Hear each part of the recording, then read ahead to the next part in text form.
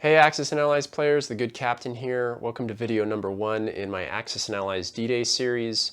The purpose of these videos is to teach best practices when playing as either the Germans or the Allies in this game. But before I go into the agenda, I have the same disclaimer that I do for all my other video series, and that is to say that these videos are not for beginners. They assume that you have a working understanding of the basic rule set and are playing the game using the out-of-box setup and out-of-box rules. Further, for this version of Axis and Allies, we're just using the basic card deck. The other two card decks in the box we will discuss, but we'll wait to the last video to do that.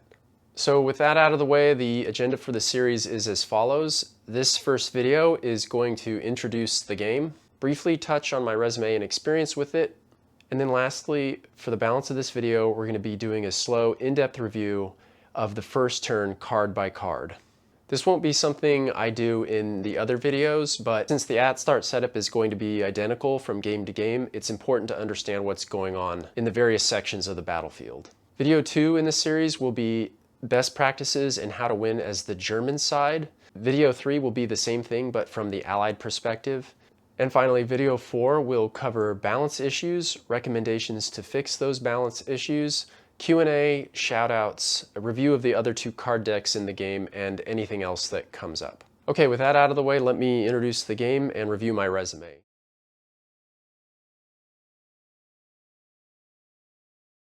So Axis and Allies D-Day was released in June of 2004 for the 60th anniversary of that invasion. The most up-to-date errata was released in January of 2010, and as some of you may already know, I feel very strongly that whatever war game you're playing, you should go find the most up-to-date FAQ or errata, print it out, and put it in the game box. This version of Axis and Allies was the first theater or operational level game in the canon. It's considered a light version of Axis and Ally due to its lack of board economy and its short duration, and despite the title D-Day, it's actually a battle for control over Normandy. When it comes to my resume of experience with this game, I've played north of 50 games of Axis and Allies D-Day in the past year and a half. I've played this against about 9 different opponents, and this is the first time I didn't track game by game what was going on and who I was playing with. Part of my lack of tracking it was because the games are so quick that it's just easiest to kind of take a few notes about what to do best and then move to the next game. I like to resume myself in this way so that you know where I'm coming from in terms of experience. I think if you're going to recommend best practices, highlight balance issues, and recommend balance fixes for any game ever, then you should be clear about your experience with that game. So now that you know where I'm coming from, let's get this camera turned to the board and take a look at the first turn in Axis and Allies D-Day. Okay, welcome to Axis and Allies D-Day. I'm going to take a quick moment and orient you to my board. As you may have noticed, this is not the out-of-box map. This is a custom job that I downloaded off of axisandallies.org, and I will make this available for download in the description box below. I've chosen to use this map because it's a little more vibrant and larger than the one that comes out of box, and I think it'll help for demonstration purposes. I couldn't fit it in the screen, but I have the reinforcement card set up off board, and the card deck is off to the side, but we'll bring it here into the center and turn the cards one by one and take a look at what's going on for each phase.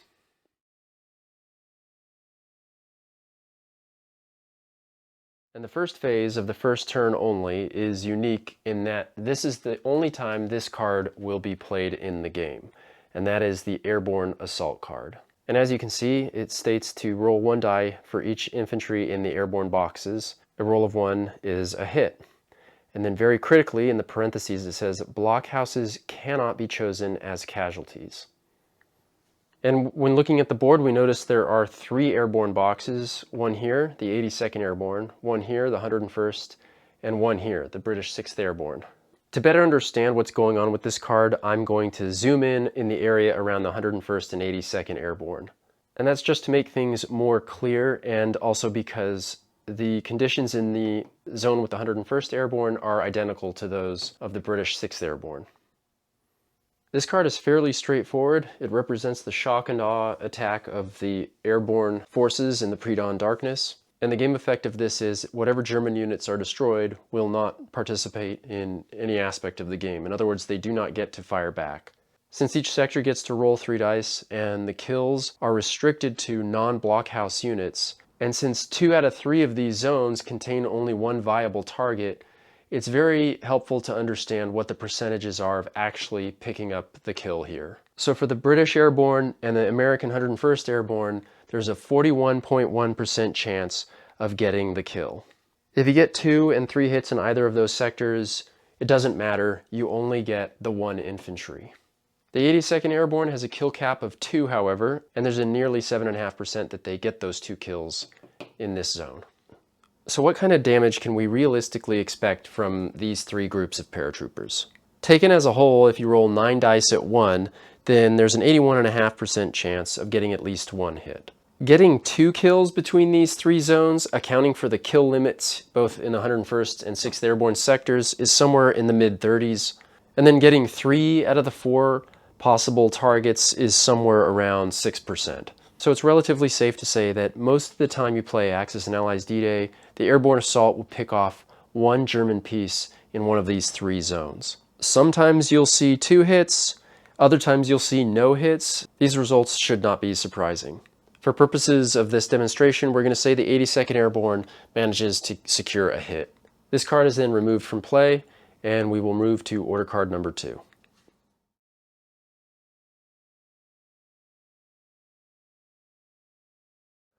Order card number 2 is Naval Bombardment, and it reads roll 6 dice, targeting blockhouses only. A roll of 2 or less is a hit.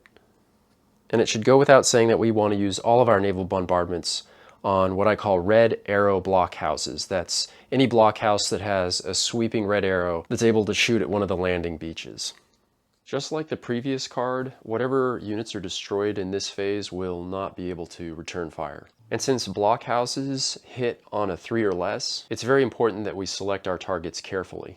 So I'm going to review 2 different options. The first will be what I see as the most common type of target selection when I'm playing other opponents. And then I'm going to talk about my preferred target selection. So the blockhouse that I see most players target first is that which is on Juno Beach here. And the reason for this is pretty obvious. There is only one blockhouse here, and since blockhouses can select their targets, they're obviously going to pick off that tank. And since the Allies only have 14 tanks plus the 2 bombers, these are their only units that actually attack at 3. Comparing this to the Germans, who have 23 tanks that defend and attack at 3, it seems that starting with Juno Beach to ensure that you have at least 1 armor land on the first turn makes good sense. And then of course, once the Juno Beach blockhouse goes down, players then try for the destruction of the 2 blockhouses on Gold Beach to do the same thing with the armor here. The Sword Beach armor isn't really worth saving. There are just too many blockhouses, and it seems best to just go with the guaranteed saving of at least 1 armor by targeting Juno Beach first. So that seems to be the preferred order of target selection.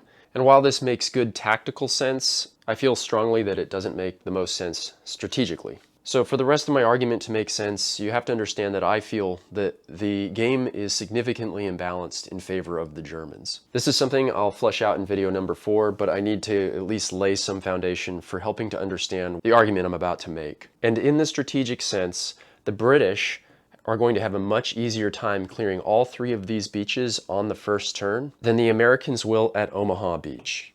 Another way of explaining this is, and though the destruction of the blockhouse on Juno Beach guarantees that at least 1 armor from the British survives, I don't think it's worth it in the context that it's very likely that the British clear these beaches on the first turn anyway, whereas the Americans can actually get hung up on Omaha and sometimes even defeated and see these German pieces retreat into the hinterland to become a major problem later.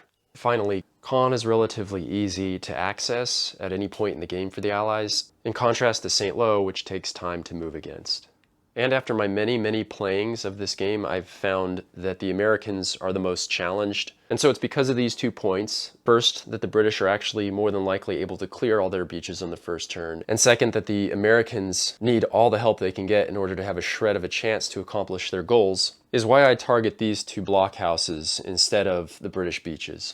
I have more things to say about this, but we'll have to wait until the Allied video to go over it in more detail. And when it comes to expectations with regards to hits, since naval gunfire hits at 2 or less, there's a 91% chance that the Allies score at least 1 hit, a 65% chance they score at least 2 hits, and a 32% chance they score at least 3. All other results are 10% or less, and for purposes of this example, we're going to say the Allies score 2 hits, and I'll direct both of these hits to Omaha Beach. It's important to remember that this targeting is sequential, so it's best to just do one blockhouse at a time until it's destroyed before moving to the next one. Finally, if I'm the Allied player and they overshoot by 1 or 2 hits, my number 3 hit I would direct towards the blockhouse just north of Utah Beach. And if I secured a 4th hit, I would knock out the blockhouse north of that. But we're going to assume that only 2 hits have been secured, and we'll move to order card number 3.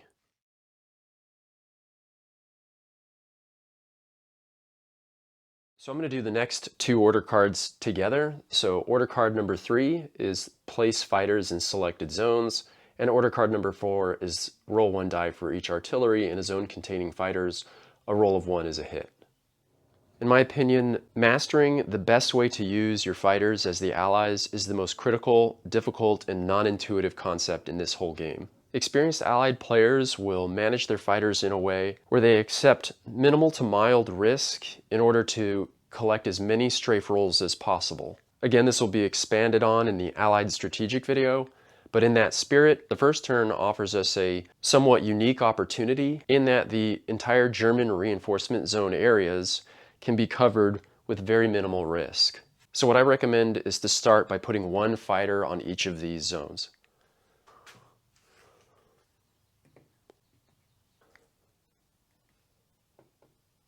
Okay, with that done, we still have 2 fighters left on the airfield. And since the Germans get 1 AA roll here, and that AA gun might hit our fighter, we're going to want to reinforce this one. So we'll put the 7th fighter here. And for the 8th and final fighter, I've seen a few different options. Some players like to cover the 82nd Airborne, although you usually have to pass an AA gun check. I've seen some players put the fighter over this armor to try to deter or at least tax its movement. But my preferred method is to put the last fighter over Sword Beach. And the reason I like to select Sword Beach is because first, the Germans have 3 blockhouses, so if they get 3 hits, there's going to be a relatively thin force hitting this beach. And in conjunction with that, there are the most amount of German pieces adjacent to this beach. And so I like to turn off or deter that possibility by putting that final fighter there. Once we've laid in the final answer for our fighters, we turn it over to the German player, and the German player will roll 1 dice for the AA gun here. Of course, AA guns hit on a 1. And for purposes of this example, we'll say that in this case it misses.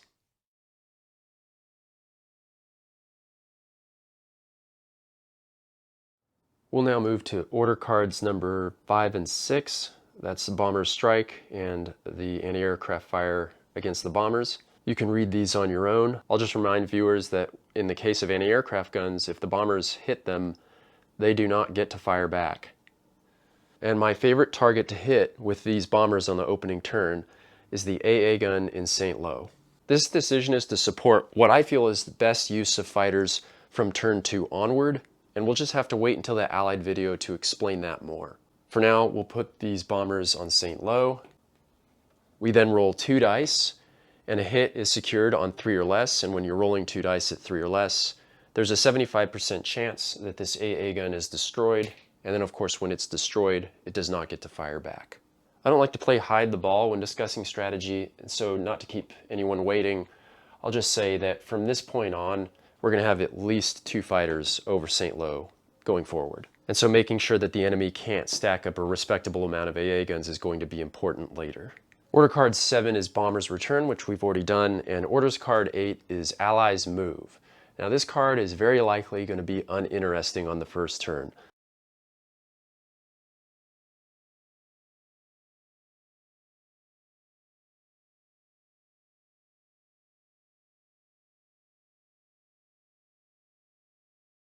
Order card number 9 is Blockhouse's Fire to Sea, and this card is very straightforward. The German player is essentially going to see how many high-value units get picked off in the Allied invasion forces. So at Utah Beach, the German player will roll 3 dice, and if he gets 2 hits, 1 infantry and 1 artillery come off.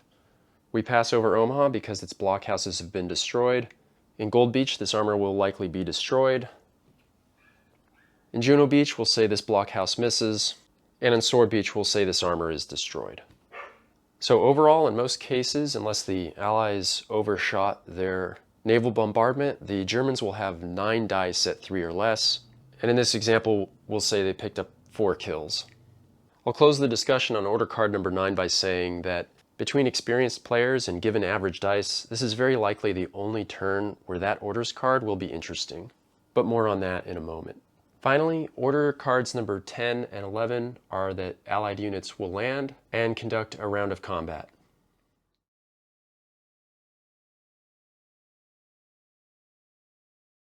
So now we're just going to push all of our pieces into the various landing zones.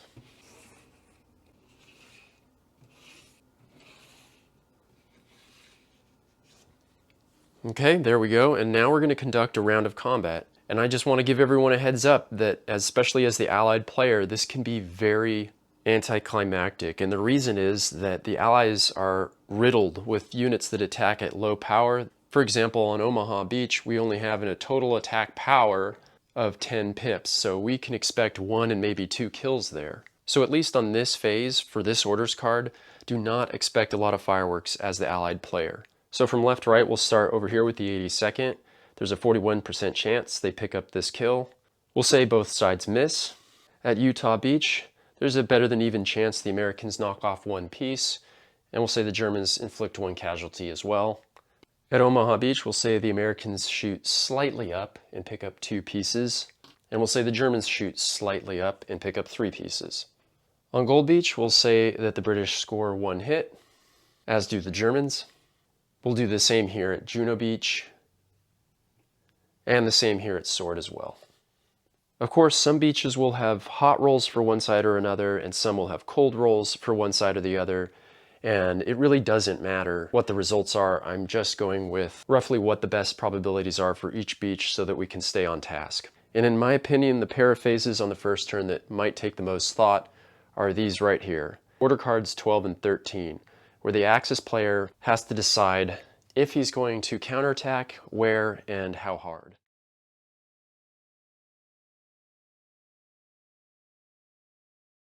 So what seems most popular is for the German player to counterattack where they might have rolled hot or the Allies rolled cold, or both. A lot of times this happens at Omaha Beach. Players that didn't select those blockhouses as targets can realize an opportunity to completely destroy the American force here and release surviving German pieces to bring back. And so you might see this armor swing in, this infantry attack, maybe see this AA gun get thrown in if it can be fitted into the space. In the British sector, there might be a counterattack opportunity on one of these beaches, namely Sword Beach. But 9 times out of 10, here are my opening moves for the German player. I move this AA gun to St. Lo. I leave these infantry in place since they're covered by a fighter. Same goes for the forces off to the east that are covered by 2 fighters just off screen. They'll stay put. German forces in this corner of the map will congregate in the Trone area. We move out of Caen, and now we create a little battle group over here. I'm going to move this armor into St. Lo. This infantry will move here, and now we'll move to the Cherbourg sector. And with the same theme in mind, what I like to do is move forces towards Cherbourg.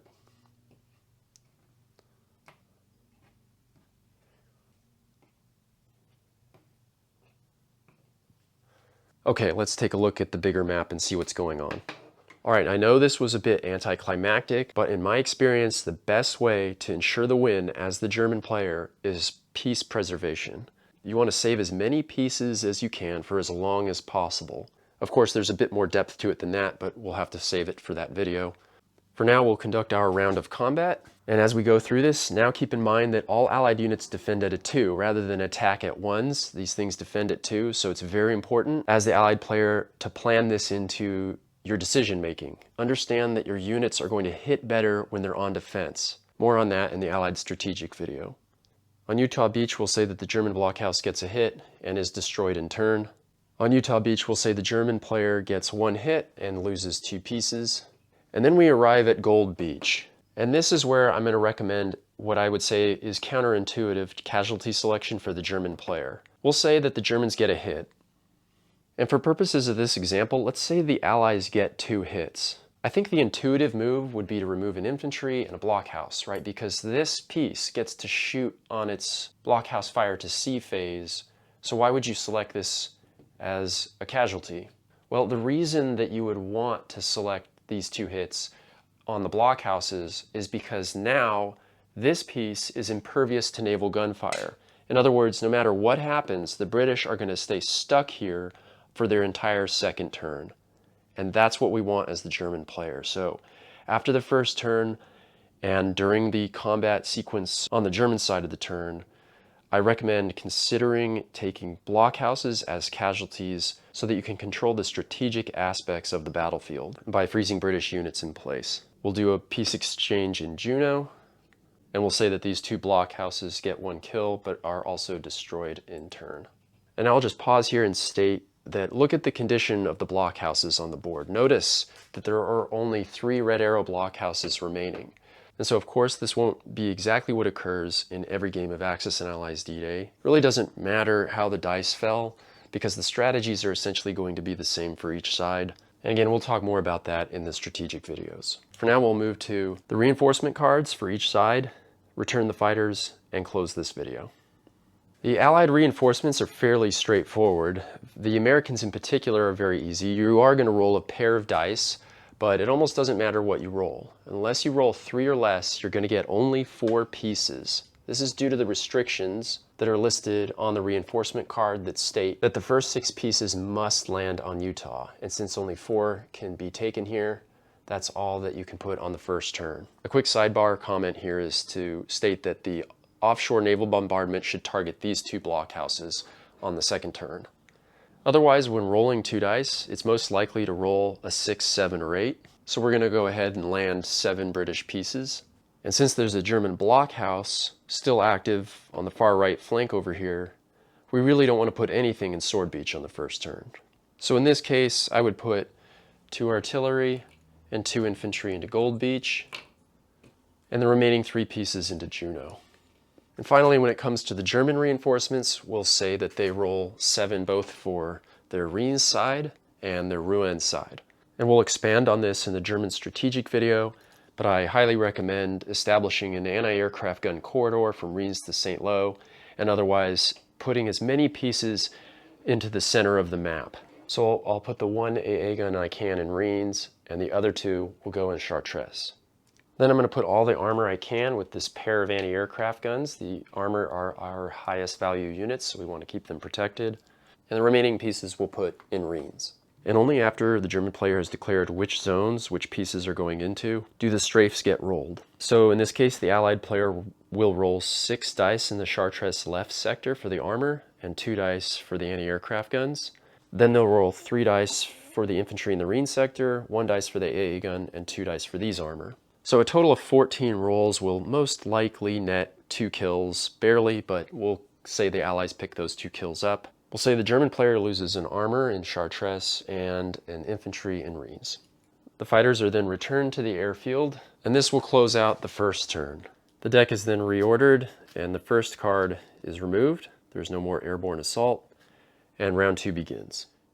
The next video in this series will be the German strategic video. We're not going to go over any more turns phase by phase. What we'll do is talk about mid and long range strategies, go over some examples, and just discuss what I think is the best plays to make as that side.